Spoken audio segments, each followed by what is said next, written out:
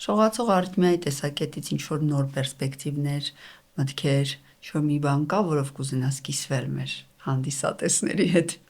Ինքը այնքան մեծ, ես հաշիվ մտածում եմ, որ ինչ-որ մի օր ինքը պետք է լինի որպես առանձին ուսումնասիրման թեմա, թե ինչ շատ էտապներ է ինքը անցնում, ես թվում է, որ դա մի հիվանդություն է, ինքը մի հիվանդություն չի կախված ձեր շողացող արիթմիան մի անգամ ա եղել, 10 անգամ ա եղել, թե 100 անգամ ա եղել, լրիվ տարբեր հիվանդություն է, եւ հետեւաբար եթե դիագնոզը լսում է որևէ մի մարդ, անկախ նրանից ինչքանով է վստահելի է դիագնոզը, ինքը անպայման առաջին իսկ անգամ լսելուց պետք է դրանով զբաղվել, որպեսզի ինքը չդառնա այն մի շողացող արիթմիա, որ 10 անգամ է, որ persistent է, որը մշտական է, որը ավելի անելիք է պահանջում,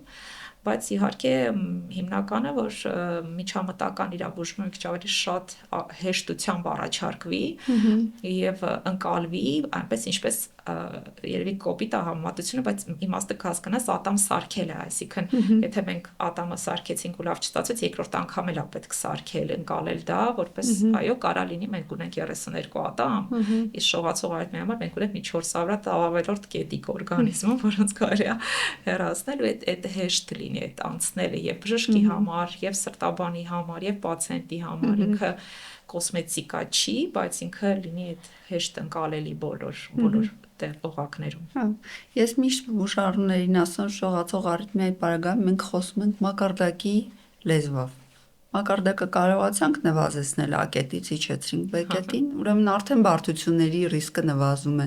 արդեն կյանքի որակը բարելավում է, արդեն կյանքի տևողությունը ինչ որ իրավիճակներում երկարում է։ Եվ կարծում սա այն հիմնական խոսելու լեզուն է, որով պիտի ընտրենք ու պիտի առաջ գնանք։ Մի լեզվով խոսելն է շատ կարևոր, որ ես էլ, սրտաբանն էլ, դու էլ, մյուս բժիշկն էլ գրեթե նույն լեզվով խոսեն, չնայած այս վերջերս որ գալիս են պատմես, որ շտապ օգնության բժիշկը այս նախադասությունը ասեց, այս միտքը ասեց, այնքան ուրախալի է, երբեմն ապշում եմ, որտեվ այդ օղակում կան բժիշկներ, որոնք խոսում են մեր լեզվով, հա, այնքան հաճելի է, մեր ժամանակ տենց չի եղել, մենք ինքներս դա սովորել ենք շատ սենց քերելով, մենք պատրաստի մտքեր չենք ունեցել, մենք ստեղծել ենք այդ լեզուն, որ դու հիմա ասում ես, ես էլ նույն ձև սենց 3 հատ աստիճան եմ նկարում, ասեմ դուք էստեղ եք, դուք առաջին աստիճանում եք, երկրորդ աստիճանում եք, երրորդում եք, հիմա թողնենք բնականում կգնաք երրորդ աստիճան, բայց կարող ենք իջացնել առաջին աստիճան, այսպես խոսույթ կա, որը որ շատ ցանկալի է, որ ընդհանուր լեզվով լինի, այդ դեպքում այդ բարդ ինֆորմացիան համ մենք կշրջանառենք ավելի հեշտ,